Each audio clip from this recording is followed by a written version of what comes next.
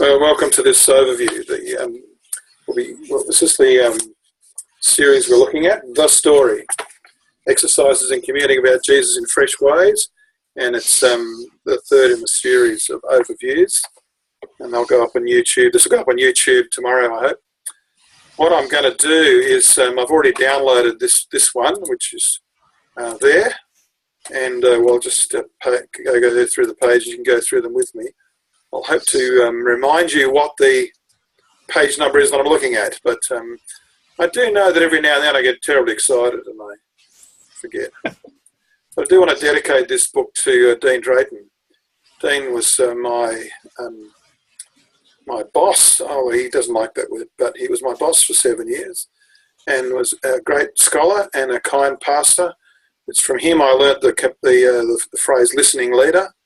But he's also with us a desert adventurer, and he's still listening to God with a bold inspiration and good questions. So I'm much indebted to him for where this has come to. And most people will know that Jesus is pretty special. He's certainly special in pretty well every world religion. He's the great prophet, peace be upon him, said that Jesus was the greatest. But as many Muslim people would say, but he meant that until Islam. But and everybody else, he's not. I don't think Jesus is owned by the church, really. So we have to have ways of describing him that are true to who Jesus was, so then everybody can relate to it. If we just communicate a kind of a package deal Jesus, then people will be immediately excluded. They won't even want to engage because there are too many hooks in it. It's like bait and switch. When Jesus and the apostles were evangelizing, they had two main ways of presenting the gospel. And this story is not so much about my experience of Jesus. That's my story. This is not the time to talk about my experience alone. And this time it's about the story. It's got objective truth in it, and so we're going to be following the way in which Jesus and the apostles evangelized. There are two patterns to this, and we've kind of got stuck in one of them, but we'll come to that. Then people come back with really tough questions, and it's often called apologetics, but it's really just questions, and they're tough questions that should be asked. We'll come back. There's only 4 of them really. And we'll come to what they are and what is the process. It's not then what's the answer, it's what's the process. And then I want to do a thing called what are those kinds of evidence that support the gospel story. And we'll only skip over it tonight, and even in the exercise you skip. But there's an awful lot more to do with that, and I'll point that out. I've got this website here. I'm just going to click on it, Maxed Out, and in it you can see on the right hand side recent posts. The top one obviously, faith and science like a married couple, and then recent archaeological discoveries, and then spirituality and medicine. There's 2 posts on that, and then God's morality, and then but there's some categories. Evidence in history, can you see this? I don't know if it's visible. Evidence in science, evidence in shared consciousness, or personal experience and shared experience. Probably another way to describe it. But the four questions are the problem of the cost, the problem of hypocrisy, the problem of truth, and the problem of suffering. So Maxed Out is an apologetics website which puts up things under those questions and categories of evidence and the categories of question. Okay. It's just worth knowing, and if you find a really good article which is really encapsulate, something really gutsy in a short piece, then it can go up on there. You can send it to me and I'll put it up. But it's a really good, useful resource all around the place, that one. But, so that's what I'm including in this story. It's kind of like we're not now just talking about my experience. We've got to actually tack it down to the wider reality somehow. Because people need to be convinced. They're not just going to believe it because we tell them. We've actually got to have some way of saying, well, this is real. This is as we sometimes say about evidence from history, the world is pregnant with this story. Something is coming. Okay. So how can we invite others to make a difference in the world in Jesus' way? In my story, one of the exercises is how do you invite someone to begin to follow Jesus? So in this story, I'm not going to be talking about that. It's in another section. Okay, so you can see the 10 points. We'll go through them one at a time. And the leader's notes, which are on the download site, or also on the front website, because you can have those for nothing. I'll tell you some more. Okay, you ready to get into that? Or do you want to ask me a question about where we're going? Nope. Okay. That sounds good. Righto, so let's go to God is like Jesus, the first exercise. Once again, notice a clear goal statement. You have to have the goal, the limited goal of any one exercise clearly in mind when you begin the exercise. To tell a fascinating story of Jesus and show that everyone is invited and accountable to him. It's part of the story of Jesus always to say that he invites everybody. You can't tell a story without that, really, because otherwise you're only cutting the story short. So the general introduction is that, what he said, the story means to tell the story about Jesus, which is for everyone. It's not just a private experience or a religious thing. But so why is he, take a moment to think how you would answer this question in 1 minute if put to you by an international student. And we can assume they've got superb English. And they come from an atheist country like communist China or Vietnam or something where nothing of the Christian tradition is known. Okay? And so they ask the question, what happened that made Jesus so significant? There are other ways to answer this question. But the leader begins by giving an example of how the leader might answer that question. Okay, and then you form groups of 3, then they have a go at it. Okay? And it's important to say 1 minute. Because people who are, well biblicized or who've just recently watched a movie will just go on and on and on, and they will answer questions that haven't been asked, and that's kind of like one of the purposes of this exercise is to help them just to tell a story and shut up. Just tell it simply and tell about what's so fascinating about it. And as people come back to you, and you have the whiteboard set up on the top of this next page, so the top of page 5, that's my little whiteboard logo. It's on almost every exercise. And what goes into the whiteboard is different. And what you tend to find is that what people have found fascinating about Jesus comes in, a description of his life story. He went around healing people and caring about people and telling them about God. Or they focus on the story of the cross. He died for us. And that's a death that actually has meaning for all eternity, and you're invited to join into that meaning. And you don't answer the question about what that meaning is. You just leave it like that.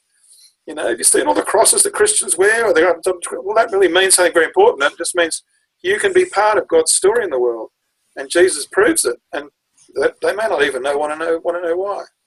So talking about the cross, you don't have to fill in the details about it. They might mention the cross, but the importance of the resurrection and the sending of the Holy Spirit is absolutely pivotal. The reality of the Holy Spirit in life today is central to all sharing of the gospel. So you might want to talk about what it means for Jesus to send the Spirit, or for the Spirit of Christ to be alive and well. So that's what I call the Jesus frame. Most answers occur in one of those 3. So, that I can know Jesus now and follow him, you put that under the Spirit. Notice you're not sort of saying my experience. We're trying to move to something more objective. So personal experiential questions or answers that people might give are, in this case, placed under the Spirit. That God alive in the world today is the Holy Spirit of Jesus. And there are other, and then you can just sort of say, look, here's a good summary. I know the judgment role of Jesus is out of fashion, and so I haven't included it, though it might come under the cross. It's just not fashionable to talk about that, though it does appear in all of the accounts of gospel preaching in the book of Acts. So, work with that one. But before I come back to your questions about this, we'll just run through some ways in which you then might give listening leadership in the exercise. So it's not just, they put things on the board and you say, wasn't that nice, you walk away, or, gee, we know a lot, isn't it? Or it's complex, you can reflect on that. But A, B, C, D, E, you ask them, how hard was it to get down to the simple story? What did you think people wanted to know? And it's worth having that conversation, particularly if there are older men in the group. Sorry, guys. Us older men do carry on. And, we've got endless stories. We've just got to learn to shut up. And point B, essential to any description of Jesus' life and teaching in the biblical terms, is his invitation or call to follow him. Like it's part of the story, and it's often forgotten. And that can lead on to his role as judge. So his invitation, call, or command, or any one of those things are kind of facets of the same thing. To take a softer approach in first time with people, I would say it's an invitation. But then I'm assuming that, people are more secular. If they have a religious background, I would probably speak of him as being judge. In fact, the Quran says that Jesus is the judge. I'm glad if I know why they don't actually read what he says. But that's another matter. C, ask them to suggest any other 3-point summaries. Like we've got the life, cross, spirit as the 3-point summary, but there are endless ways to summarise this. And you might have a really snappy one, but if you give people more than 3 points, they're going to have trouble. All right? Okay, so they could suggest that, and something might come to them. But again, remember, we're trying to be objective about this, not just Jesus in me. Sorry, where am I? Point C. So even the effort of talking about it helps people to realise they can find their own voice with this. Point D, we can't say everything to everybody. So it's best just to begin and engage and leave it with somebody needing to ask a question. That would be better. And lastly, it's good to compare how the New Testament does this, and that's another exercise I'll come to in a moment. There are resources that help people to do this. The Jesus video, or perhaps less useful, The Passion, directed by Mel Gibson, is a tool just for lending to people so they can get the story. So long as you then say, this is just one representation of it. You don't want people to think that what's on the video is somehow all the truth is, because, they're usually blonde and blue-eyed. Can't possibly be so. Often, and for that reason, in an Easter service, for instance, I would normally show pictures of Jesus from different cultural traditions. So there'd be an Aboriginal Jesus, or a Māori Jesus, or an African, or an Anglo, just so that we didn't think, one imagination about this is all it takes. Okay, and there's some other notes about that exercise. I'm not going to walk any more through that. There's some other ways you can ask the question. It's ghosted in grey towards the bottom of page 6. Jesus was a great teacher, but no more or less than any other great prophets. That's a question that leads you to respond with the story, because most of the time people actually don't know the story. It's quite remarkable. Have you read the story yourself, or have you just seen Jesus Christ Superstar or something? And often they've just seen a movie, or they got no idea. Or they love what's his name, Minchin's representation of Jesus Christ Superstar. Well, no, he wasn't Jesus, he was Judas. And what he said, what the musical says happened, didn't actually happen. Oh, how do you know? Well, that's another question. Okay, so there's different ways you can ask the same question, but again, it's not my story we're talking about. It's the story.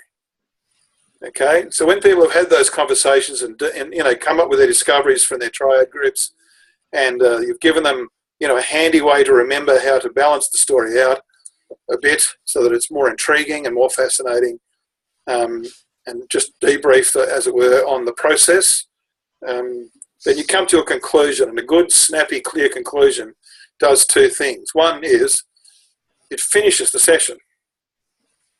And that means that those who need to go can go, and you can go. And it also means you are held to the discipline of the purpose of the exercise.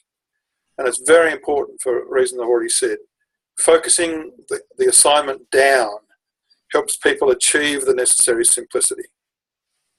Okay? Christianity is true. Jesus has happened. Christ is the centre of all time and space. That's what we believe. All people must now give an explanation for the things that happened. It's no good just saying, I don't believe it happened. It happened. It's a fascinating story. And that might then lead to more questions. Well, I hope it does. Okay, any questions about that first exercise?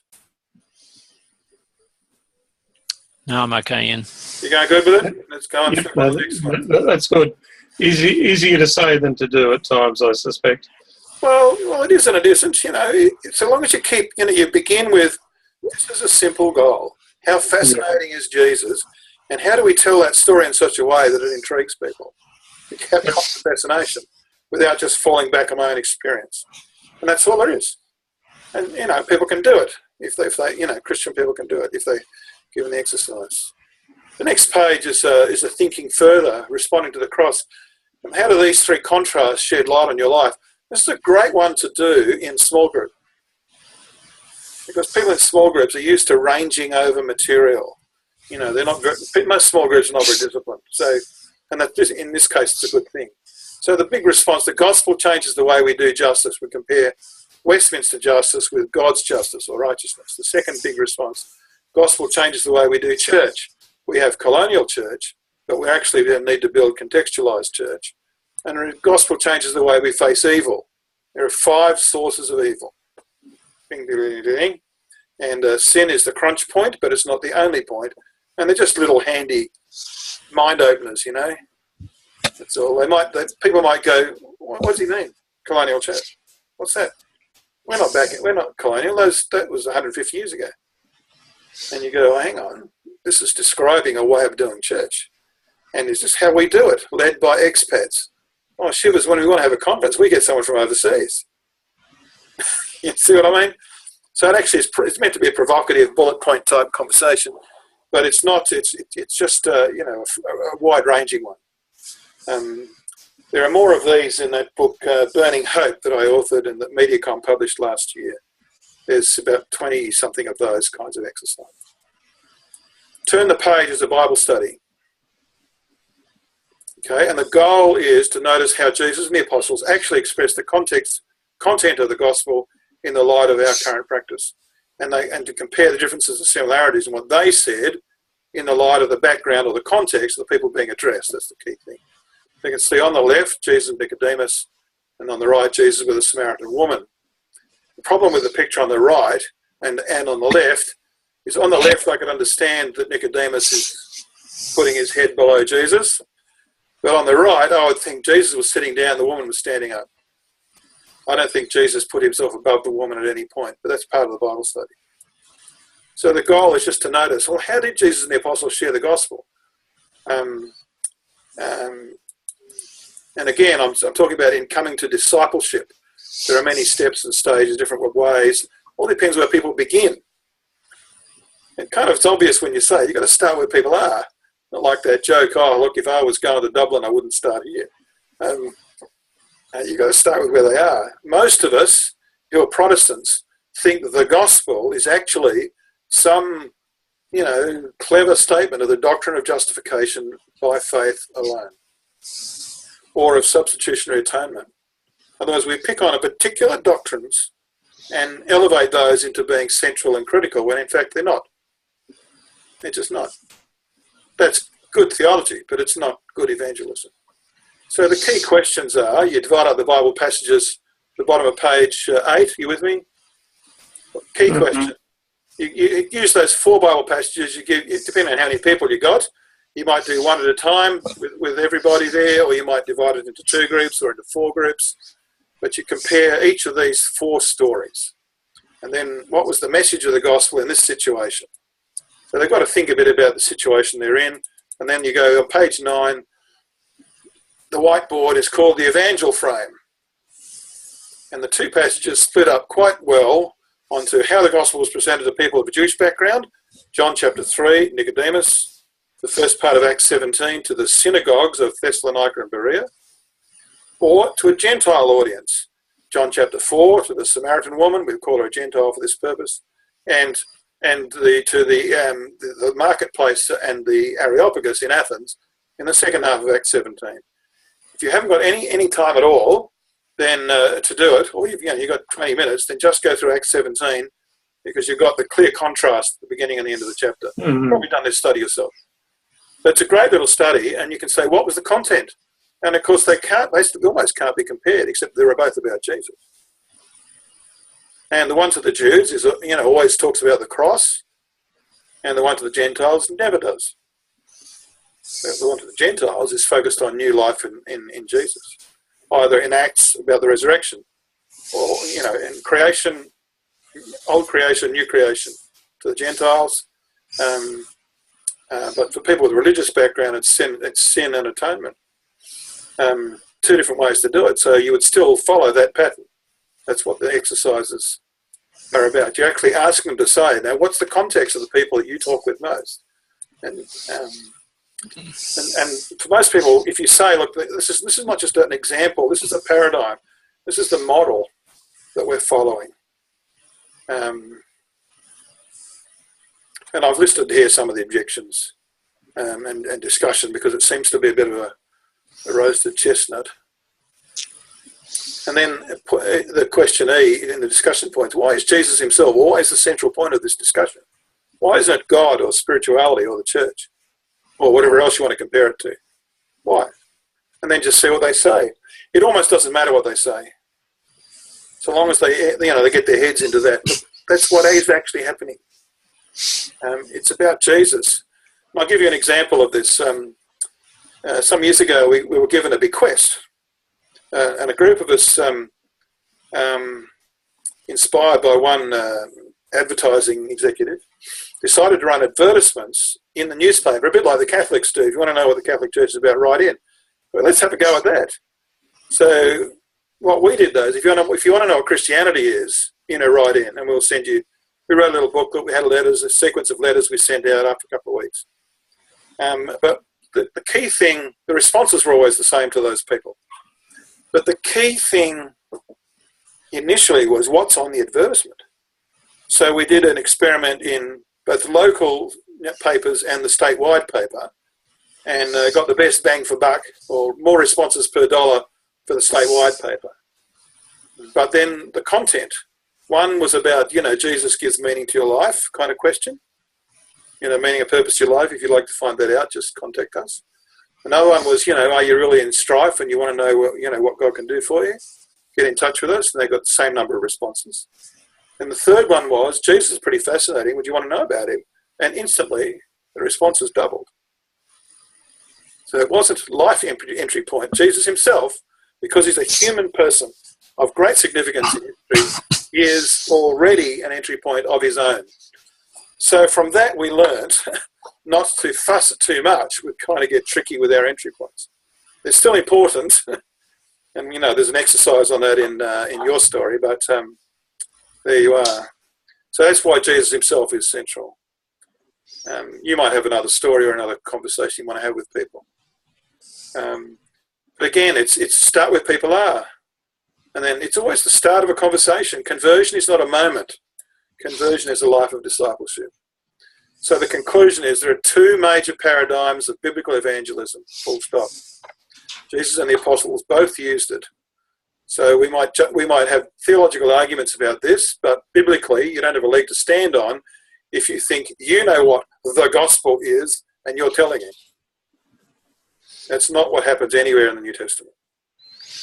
Okay? And nor is it ever about spirituality in general. Nor is it about coming to church. We've just got to get this. We've got to get away from helping people come to church. We've got to focus on people following Jesus. Okay? And that's a larger version of that as an article, or you could use it as a sermon. So I'm now flicking on to page 15, which is blank, page 16. This takes the Bible study another step further. Okay? Obviously, the cross is pretty central, but this is an attempt to have a discussion about the New Testament doctrine of atonement. Okay? And there's various ways to do this. Some people, the classical Christian discussion has been, this is how you would introduce it. There are four main images for what Jesus achieved on the cross. Right, there are four. Here they are. There's one atonement. There are four main pictures just by the whiteboard there. And the four of them are ransom, appeasement, salvation, and promise. There are other words for each of those. Ransom might be called redemption. Appeasement might be called deliverance or propitiation or sacrifice. And salvation could also be called healing. Promise could also be called covenant. You know, there are little mental maps around each of these. Now, some people like to also throw in non-violent and some other things. It's just different ways that people are construing the basic four. All of them are images, conveying that which cannot ever be described. Let's put it this way. Christ as God is indescribable. Human beings are pretty much indescribable. Put them together does not make them describable. Put together how they are separate and yet able to come together does not make them describable. No definition of atonement is fully adequate, just by what I've just said. They are all images pointing to us. Can you see the image of the four arrows forming a cross? This is an important image. It's on the website. You can use it in preaching and stuff. This is very limited. It's got a lot of intellectual stuff behind it. In one tradition, it's called the surplus. There's more to this than we can describe. The surplus. And this one is following Michael Polanyi. This is tacit knowledge. When people encounter the cross, they know something. They know. In the Greek, it's called hapax, one for all. Pax as in pan, or pan in global. Pax is the Greek. One hapax for all. And people kind of get that because they understand intuitively the logic of sacrifice. Like, it's in every family, every parent, every soldier, every friend sacrifices for another. It's common currency, but nobody knows how to describe it. It's just an act of love. And so the four arrows are those four images shining in, and of course, by tricky graphics, they make a cross. But the only thing, the four images are all lights on life, I'm calling it. There are four spotlights on the one scene, and ultimately at the center where the four lights intersect can never be fully explained. The only full explanation, the only full response is, yes, Lord. All right, it's very human, it's very subjective. It's like, the lock at the end of, an elaborate, locking the windows, latching the back door, putting on the alarm. That last lock is not some doctrine or some human construct of thought. The last lock is yes, the act of surrender into the love of God. Okay, so that's the concept I'm trying to put across.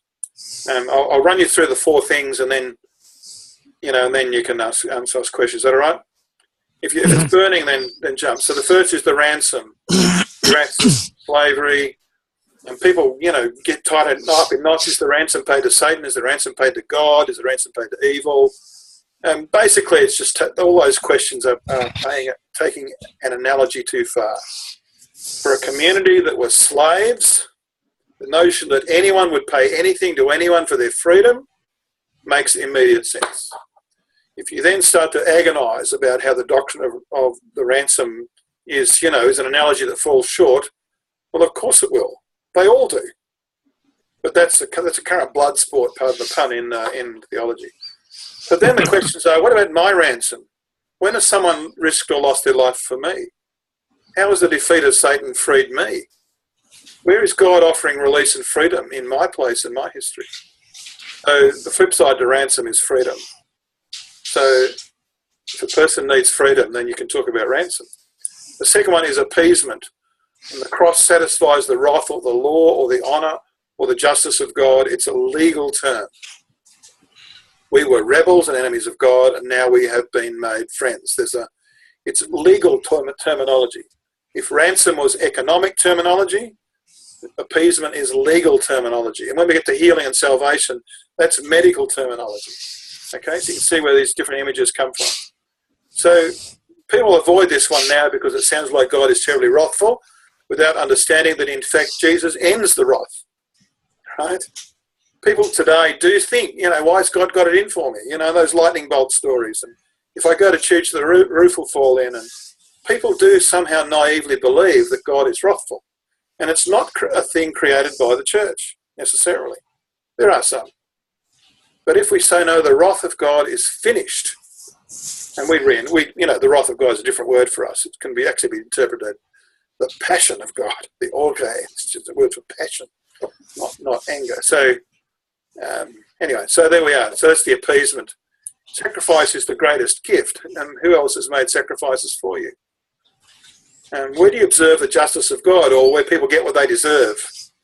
Right? And the fact of the cross is that people no longer get what they deserve. That's why it means the end of wrath. It's the end of wrath, not the continuation of it. And how do you take up your cross? And so on. You can have lots of really great conversations you can have with people around this image of atonement. Then healing and salvation, the lengths God will go to suffer himself in order that we might not suffer. So that is exemplary atonement. It's about inspiration and medicine. The word for healing and salvation are the same in both Old and New Testaments. Okay, and then the last one, the promise, a mediator of a covenant. Again, it kind of reflects more of a legal, but a community legal, not a Roman legal. More like marriage. Covenant's more like marriage. And a contract, an agreement, handshake between equals. So for people who don't think, that God is up in heaven and rules over us, which is most people, who don't have a concept of any debts to God, then the promise of God is much more pertinent. Okay, and again, it asks you different ways to explore that image of the promise of God that makes us one with God. And it asks you to, discuss it a bit. You can change these questions. And then the conclusion. When explaining the cross, don't say too many of these themes. It is confusing. Because you're listening to somebody, then listen to what will be the theme which will communicate most clearly to them. It will speak intuitively. Oh, I've got a typo there. The Holy Spirit is not peaking intuitively. The Holy Spirit is speaking intuitively. So you continue to ask them to respond. So you don't immediately run to appeasement, because it tends to assume that people have a sense of, some concept of God, where God is in charge of the moral fabric of the universe. Well, hardly anybody these days has that. Hardly anybody has that idea. Okay, it's a Christian idea mostly, but some others do have it. Okay, so just use one image and see where it gets you. That's all. That's how we can explain atonement. And as the Basis of Union talks, it's growing more fully into the work of mission. So we begin somewhere, and then in discipleship we grow into more and more. And then I've got a prayer there you can offer as well too. Okay. Any questions about that exercise? Yeah, that looks pretty straightforward. Okay. Able to be taught well enough, Rich? Yep. Okay. Exercise 4 is a toolbox, and that is it's using the hand in different ways to to give people a little toolbox they can use wherever they are. It's not a booklet they pull out of their briefcase. But it's gospel in a nutshell. I've got a Evangelism Explosion has one. I've given you one there. There are lots of these memory tools. Some of them will make you cringe. But here it is. Tool number 1, the gospel for sinners. Right? This is one paradigm. People who know that they're sinners. The little finger is God loves us. We can't see it, but it's the diminutive little one, that almost invisible, smallest but most important truth is the little finger, that God is the creator and the lover. And then the third finger, the ring finger, that heart has been spoiled. It's as though the love we were made for, you can, if you're married, you can even remove your ring, has been broken. And then the tallest finger is the truth overall is that Christ died for us. And the pointer finger is take the road of faith. Okay? And then thumbs up for a great life. Not an easy one. Okay? It's a good little mnemonic, isn't it? Yeah. But that's John chapter 3 paradigm. For people who know they have an obligation to Christ. You can do that with anybody. Tool number 2 is a gospel for sinners in diagrams, which you can draw on a napkin or on the back of an envelope, and it's on John Mallison Ministries' website. He made this little triangle thing. You've seen it before. The tool number 3 is the gospel for the sinned against. And again, this is most people are aware of how they've been sinned against. And so here it goes. The thumb sticks out. The news like a sore thumb. A lot of people are hurting. And you're going back completely the other way. The palm means people need a hand. Right? And then you're crossing over the little finger. Jesus really means that command, often overlooked, that he will judge us according to how we treated the least of these. In other words, people need a hand. It sticks out that people are hurting. We know that people need a hand, and Christianity said to love your neighbour. And Jesus said you better get on with it. It's the most overlooked command of his. So the pointer finger, just to go back to the pointer again, we can point at others and say they should do something, or we can realise that there are 2 fingers remain. And you can do 2 things with this. You can give the bird to everybody else, or you've got to be careful how you do this. Yeah. Or again, you can return to the ring finger, the love that God offers us. Okay. Now that's a kind of a zigzaggy one. Righto? You can come up with another one probably. But you can see that the 2, one is the gospel for the sinners, and one is the gospel for the people who are starting from sinned against. And quite often when you talk about being sinned against, people will pretty soon talk about that they reacted badly and they made it worse. It's a very fruitful conversation, actually, to talk about that dimension. Because particularly when people are blaming, well, how are you helping? By bringing it up all the time, you're just keeping it rolling. What we need is to break the cycle. And this is how we do it. People are hurting. Everybody needs a hand. The command is that we must care for the least of these. So what are you pointing at? If you're pointing at other people, you're pointing at yourself with the other 3 fingers. All right? You can read it in more detail. It's just meant to be a toolbox. If it's useless to you, or if you hate those things, then do another. There are many of these things. One we would be taught in coffee shop ministry. You always got a salt and pepper shaker in front of you. You can always do something with 2 pop. The physical reminder, the physicality of the image is very important in conversation. And just drawing it on a piece of paper, there's something about that process which helps people to pay attention to you rather than eyeballing them. Any questions about that? That's pretty straightforward. Oh, good. Oh, good. Well, I'm glad you guys know all this, because a lot of people don't. The next 4 exercises are the 4 questions. Problems of evil and suffering. Now, everybody is entitled to ask these questions, and they should. If they don't ask these questions before they follow Christ, they will ask them soon after. All right? And these are the questions that often cause people to drop out, because they're in some ways difficult to answer.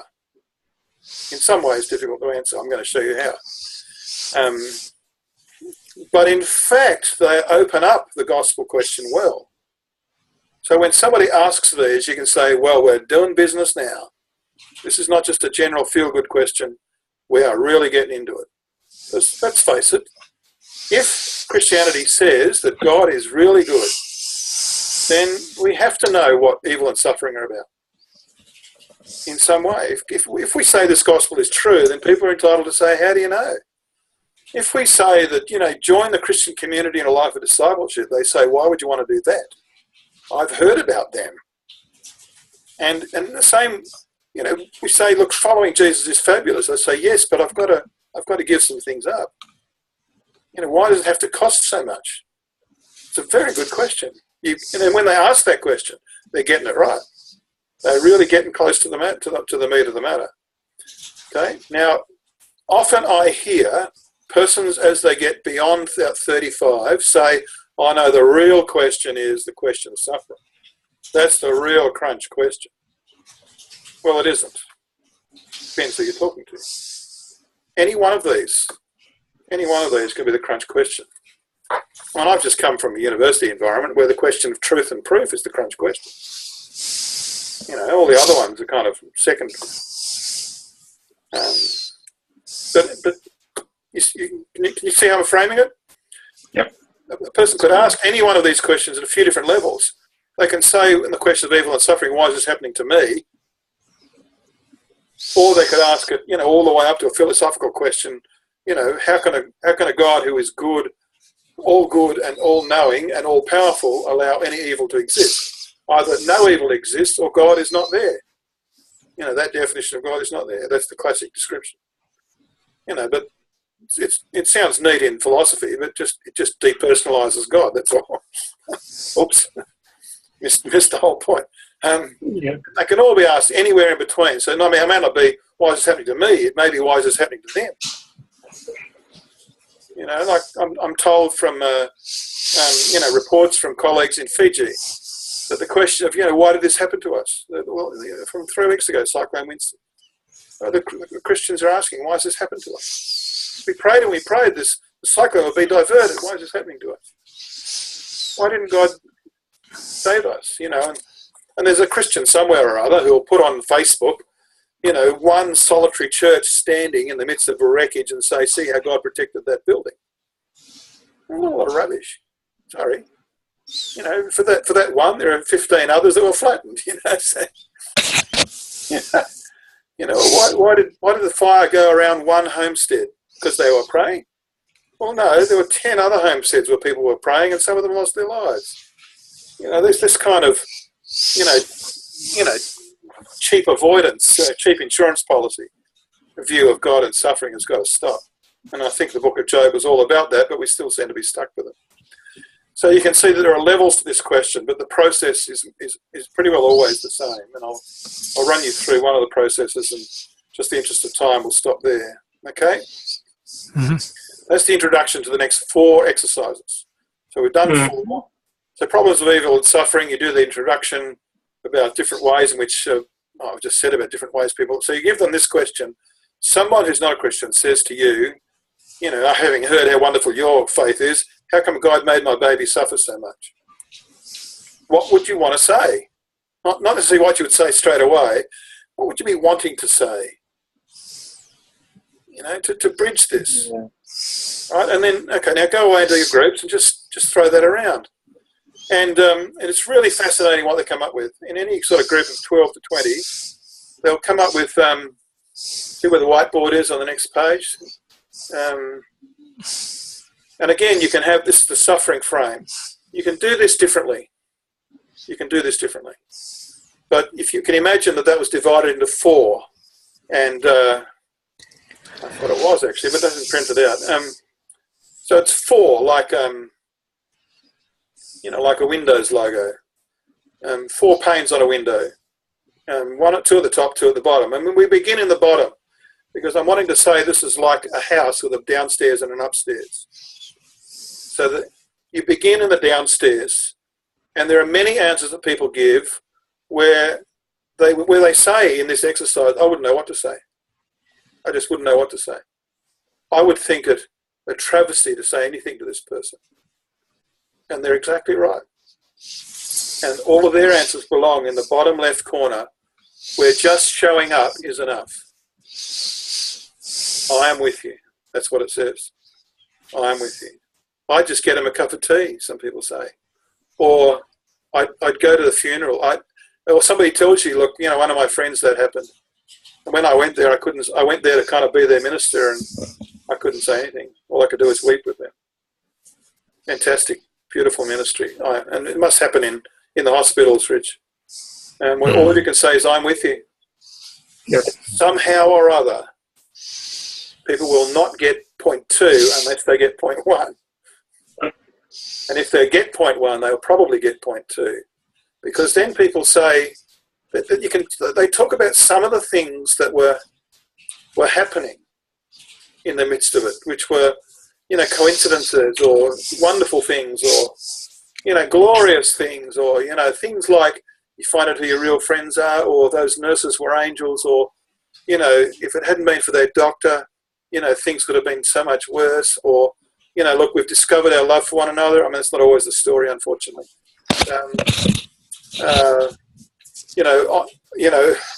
Many people kind of turn and they want nobody else to suffer as they have, so they start to, set up a foundation or something like that. And it's what we would call redeeming the suffering, right there in their life. So then when people are ready they've worked through some of these emotions, they go upstairs and they start to gain perspective. And when they're ready for perspective, we can then say, Jesus is doing this with you, whether they're Christian or not. If they're redeeming suffering, if they're discovering their purpose on the planet, they're discovering the truth about life, Jesus is working with them. He's not working on them or in them, he's working with them, or they're working with him. And we can affirm them for the goodness and the courage and the resilience they have. But there's another step, and that's not just an observation of their accidental obedience, quote unquote, or their natural grace, or prevenient grace. But the last one is join in Jesus' plan. He really wants to do this big time. He's doing this all over the world and wants to do a work through you. And you already know how to do this. So you can see that the whole exercise is a process, not a conversation. When people, like I said, where people are ready for the perspective, you might go upstairs. And when people can grasp that they're doing something of eternal value in Jesus, then they might then be invited. There's no point in, so the first one basically communicates hope without being able to say it. The second step communicates hope because you can identify it. You say, look, I don't know what's going on, but I just know there's hope. And they're only going to believe it if you've been with them. They don't believe it because you said it. And then they're going upstairs. Okay, any questions about how that works? No. What happens in the end is that people look at the whiteboard and are absolutely astounded. And they should be, they bloody well should be, astounded at how deep their wisdom is. And on the way, you can take a long time with this because you can teach people a lot of pastoral care while you're doing this. But the question seems to challenge God in many ways. But once explored, we see it as a process rather than a question that's looking for an answer. It's a pain looking for a healing and a hope. Okay? Then it highlights the plan of God to eradicate all suffering and to invite people into that plan. Okay? And there's lots of ways to use the frame. So that's just one. And before we go on to the one about truth, there's a note about dialogue with other religions. But you've got to be clear with the conclusion. And it has to be a conclusion which is along the lines that I've just said in your word, but also true to the conversation as it was. There are often people who are so sympathetic to this question, they cannot get past the first step. Or there may be someone who's really, suffering with disclosure of abuse or something in the question, why me, triggers many things. And they are not in a position to go through an observation of a process. And the best thing is just to say, darling, it's the right word to say at that point, you don't want to sit through the rest of this session. This is not for you. Or abandon the session and simply be there with them. And then say, look, we're going to do another session. Why don't you just go home now? And look, you've had enough for now. You can see how I'm wanting to work with the presence that people bring to the session. Making sense? Mm-hmm. Okay. Well, the similar thing happens with, a bit of a discussion starter about dialogue with other religions. Could go into a small group probably. Problems of truth and proof. You got the question. How do you know it's not just made up in your head? Different answers go into those 4 categories of evidence. I've mentioned those under maxed out. The sciences, my own personal experiences, the experiences of many, and history. 4 lines of evidence, and there's an article in Max Dow which pulls those out to, I think, about 4 categories under each of those 4 categories. So, I'm fond of saying there are 16 lines of inquiry about evidence. So when people say, oh, look, we've got facts and you've just got faith, you say, no, we have 16 lines of evidence and you could examine any one. And that's not to pull out each instance under each of those 16 points. But the Maxed Out talks about that. You can read it and study it. I think it's a helpful frame. If it isn't, give it the flick. They all follow this same pattern. The problem with Christians, they need to know about this hypocrisy. I've known religious people who don't really care about you. And then you can say, well, what do you say about that? Get people in buzz groups. And again, they have what's called the hypocrisy frame. We actually identify, one, what hypocrisy is. And what is it, this capacity we have for failing? And what is it? And what is integrity on the next frame? What do we think we want? And like you say, so Cardinal Pell, we think, knew that it was happening and did nothing. It's not even the worst that he did, that was bad enough, but it's that he won't admit it. There's something about transparency and confession, which then, leads us to say, well, okay, are there any things that we have been unwilling to confess? So in other words, the question of hypocrisy is turned back on us. It's when people are ready for perspective, not when people are in the middle of disclosing. And then what does Jesus do about our hypocrisy? Is the hypocrisy frame. Same thing. Again, the same with the cost of forgiveness. What's forgiveness? Okay? You just got to read it up to follow through. You with me? Any questions about those exercises?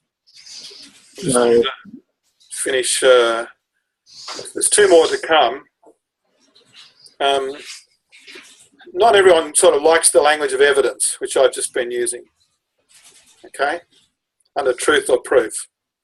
And they have a more of an intuitive thing. So what I've done is I've pulled together some of the ways in which we are not on the receiving end of the question, we are on the giving end of the question. So it's not this time as it was in your story, how am I hearing you, with the 4 entry points, the highs, the hurts, the hopes, and history. But this time it's the eternity question, it's the why points.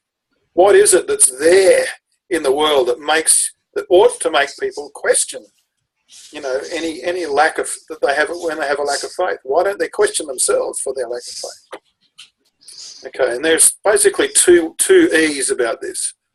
One is that you engage them in a way which extends what they are saying is true, and you extend it a bit further on. You say, well, okay, if that's what you believe, then what about, and that's one way of doing it.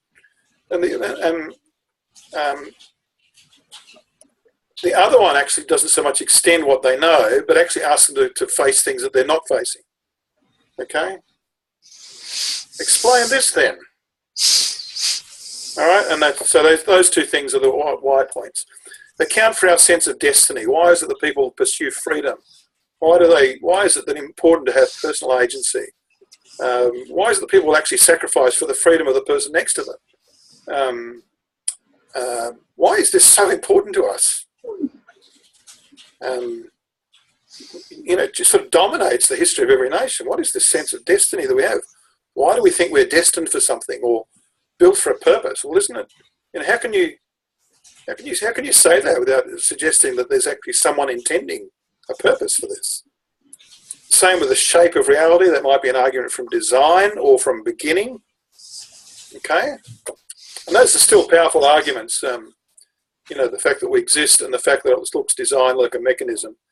And even some of the atheists are turning to deists because of the design factors are so ridiculously incredible.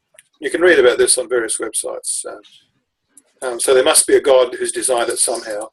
Though, of course, it's all running by itself now. Well, I can tell you one point. Okay? Account for our sense of morality. This is an argument used often.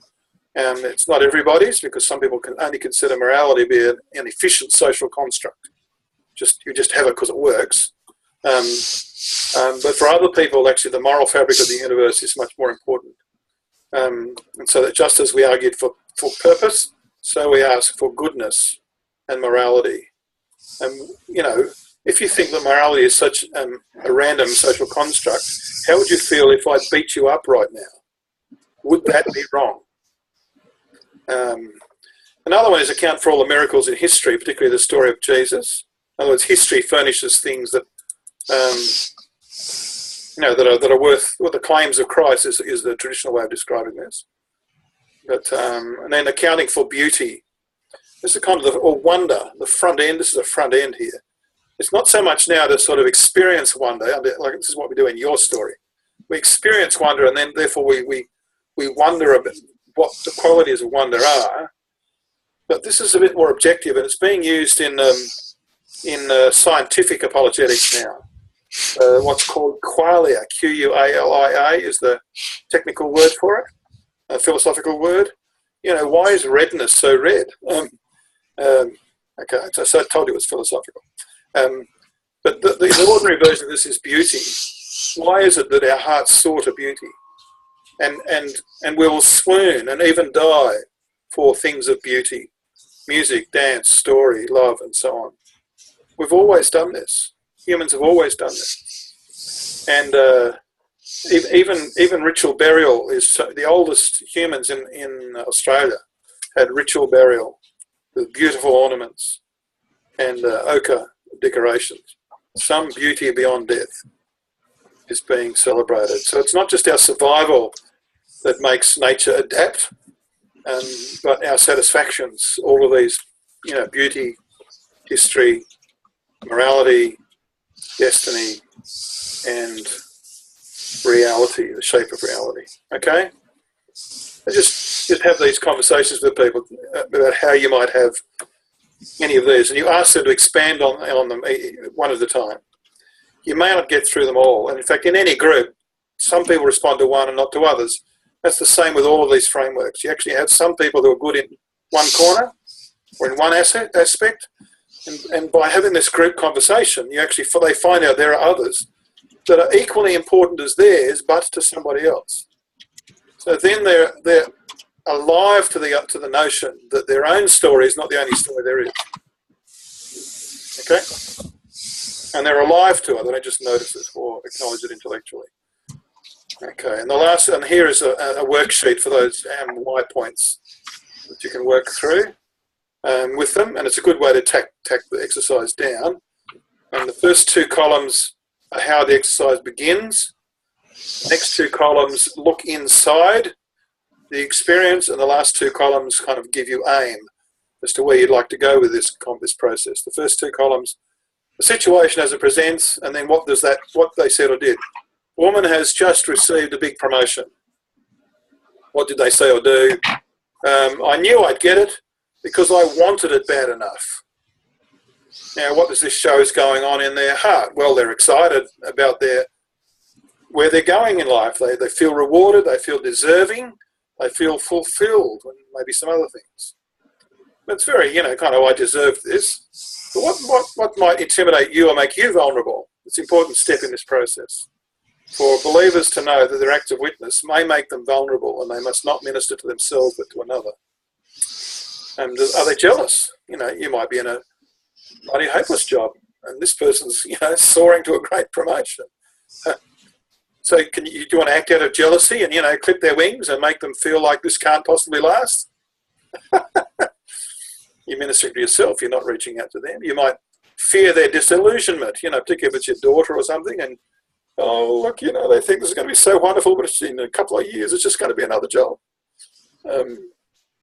Maybe you're offended by their materialism or by their pride. You might want to prick their balloon. I don't know, you've got to be aware of this kind of ministry to self. But then the last two columns then says, well, okay, with those awarenesses, what could you say or do first? And then what would Jesus say or do? I'm kind of suggesting that column 5 heads towards column 6 in a process of ongoing conversation. This is not a smart answer exercise. None of them are really, except probably the first one. Well, one of the things you could do first is you've got great gifts for the world. You've been gifted for the world. In other words, by lifting their sights further. See what I said about taking people's comments further? By lifting their sights further, you've taken away the arrogance that might be in this person. Rather than, it might be just celebration. But if there is any arrogance, it's gone. They're gifted to serve. And you probably want to keep in touch with how they're serving. What would Jesus say? Well, no one lives by bread alone.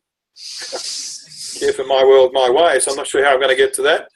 But you might want to say somewhere in the middle, look, I know there's a way to make the biggest difference with your life. And it's not just to want what you want. Or it's not just to have a line on your CV about doing a day a year in community service or working with an NGO. But it is to live Jesus' way. It's a fantastic life.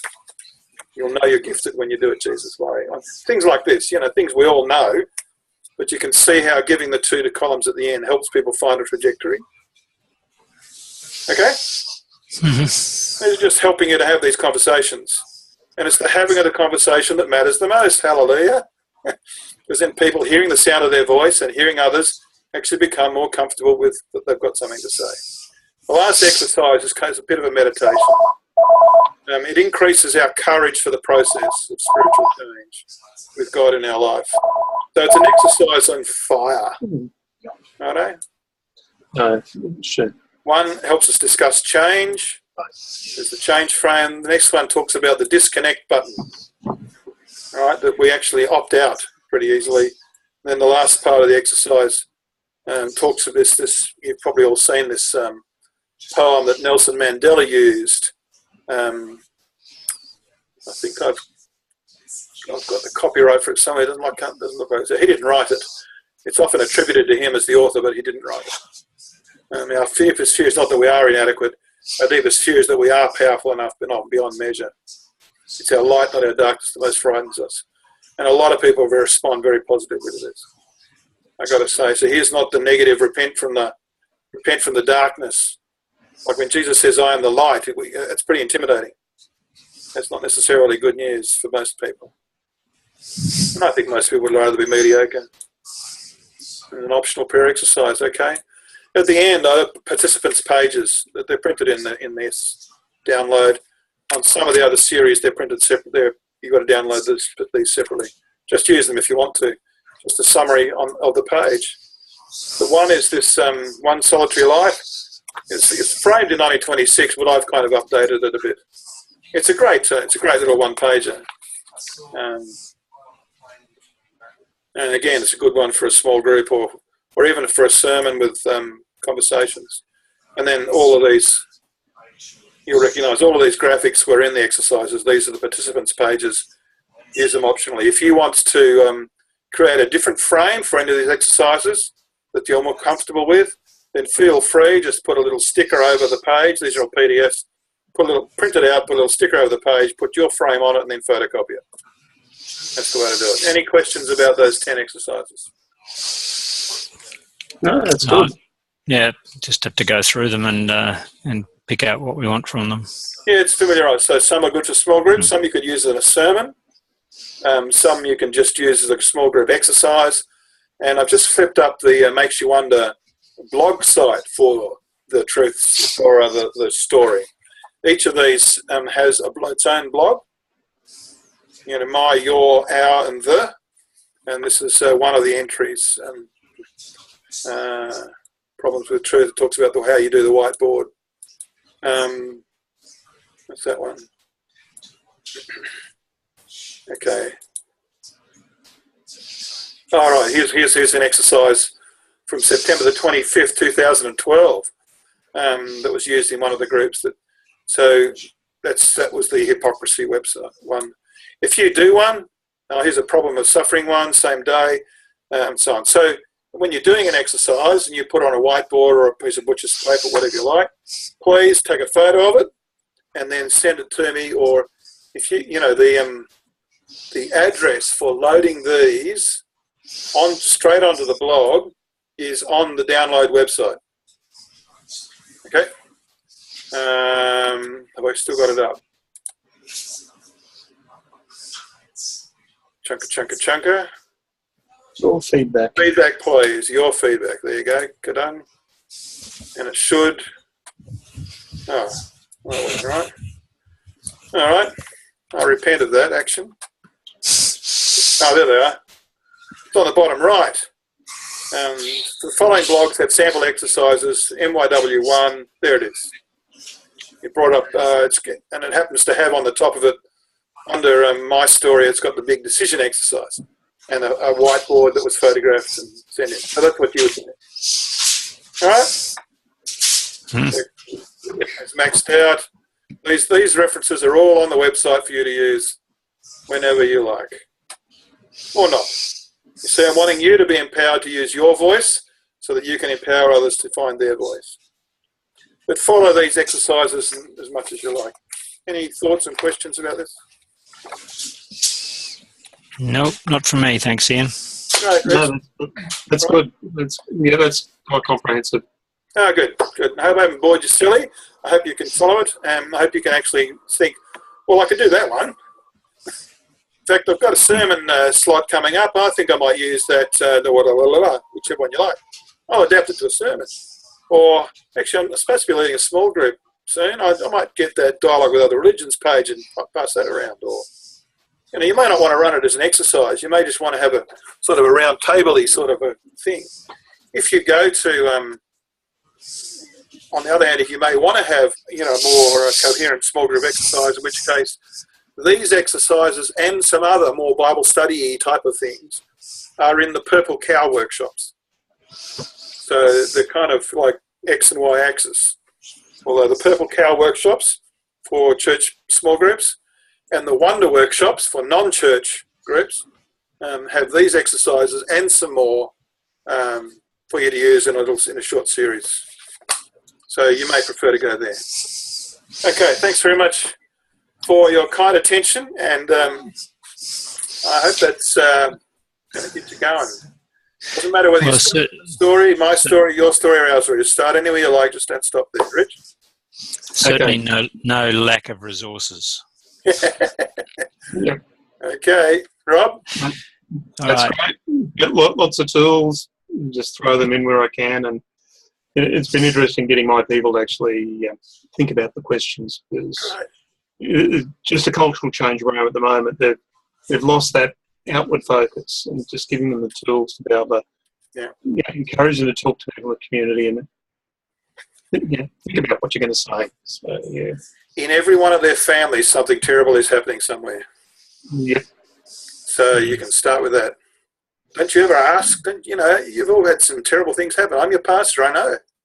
Don't you ask, why is this happening to me? Don't you ever think that? Don't you realise that they're all asking that too? Don't you realise you've got the only answer going? The one that gives hope, and then lead them gradually and respectfully. Like whenever you talk about some of these hard questions, there's someone suffering the harshness of it. So that's why I'm emphasising it's a process, not an answer. And sometimes when I've preached on the problem of evil using this frame, I've said, look, if you are in the heat of some terrible suffering and you are just coming here for some word of comfort, let me tell you, this sermon isn't it. But once you say that, let me just say, I've been surprised, but because I say that, people are able to stay and see the hope in it. Even if they are in the white heat of suffering. The fact that I've recognised where they are, you with me?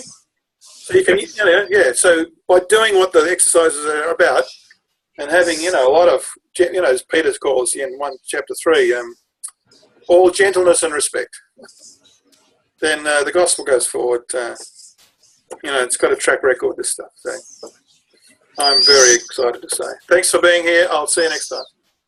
Okay, mate. See ya. Bye.